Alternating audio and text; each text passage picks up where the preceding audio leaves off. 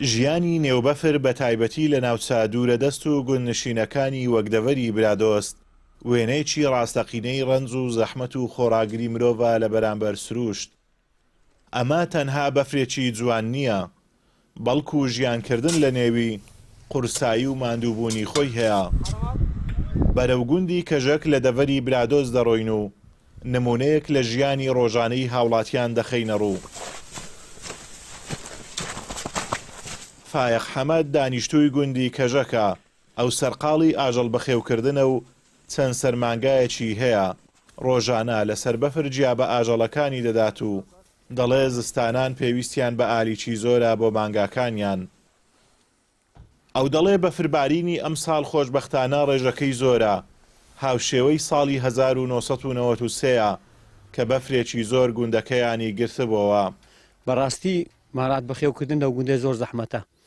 یعنە تو لە مانگە 12 هەندێک جار زووترش دەبی ئەتوو یعنی بەدەست ئارفەکەی بدێ هەتە مانگە تقریبان 15 چارش تێپەڕی هەندێک سارە لەبەرەوەی زستانی ئەو گوندەی سەختترە لە هەموو گوندە تایبەت لەی منتیقەی نابێم لە هەموو بەس لەو گوندی دەوروبەر لە هەمووان سەختترە.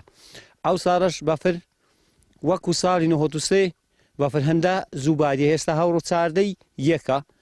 یعنی ئەگەر بێت و بگەتە مانجی سێ لەوانێ لەو کاتش تێپەڕی کەنا ئەساری 93 ئێستا لە متر لێرە لە متر تێپەڕیە. وەڵڵاهی ژیان سەختە زانی کوات و دەبی یعنی ئیشەکەت 4-5 نەفەر ئیشت ئەو هەندەگە 10-15 مارات چێرت هەبن، یعنی زیاتر دەبێت و 2 نەفەر 3 نەفەر خەریک من ڕۆژەی بەردەن و بینن جیا بدەنێ کایە بدەنێ.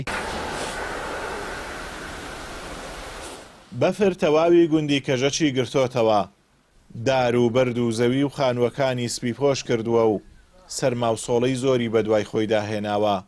بۆیە هاوڵاتیان پێویستیان بە گەرمکەرەوەیە.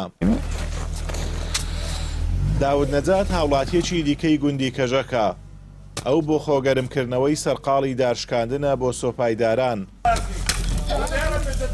تا خۆیانی لەبەرگەرم بکەنەوە و ساردی بەفر کاریان لێ نەکات. پێنەدانی نەوتی پێویست پێیان لەلایەن حکوومەتەوە وای کردووە هاوڵاتیانی گوندەکان پەنا بۆ سۆپایداران ببەن.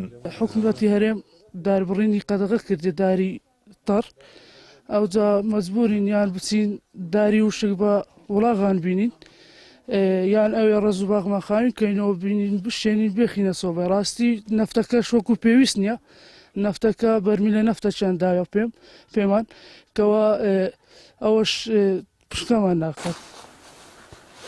گوندەکان سەرچاوەیەکی گرنگن بۆ بەرهەمی ئاژەڵداری و کشت و کاڵی، بەڵام ئەو چیرۆکە کۆڵێک زەحمەت و ماندووبوون و بەرگەگرتنی گەرما و سەرمای هەژارنشینان و ورەی مانەوەی ئەو هاوڵاتیانەیە کە تا ئێستا لە گوندەکانیان ماونەتەوە و دەستیان بە ژیانی گوندنشینیەوە گرتووە. ئازادۆمەراوەی کەناڵی ئاسمانی پەیام، گوندی کەژەک لە دەڤەری برادۆست.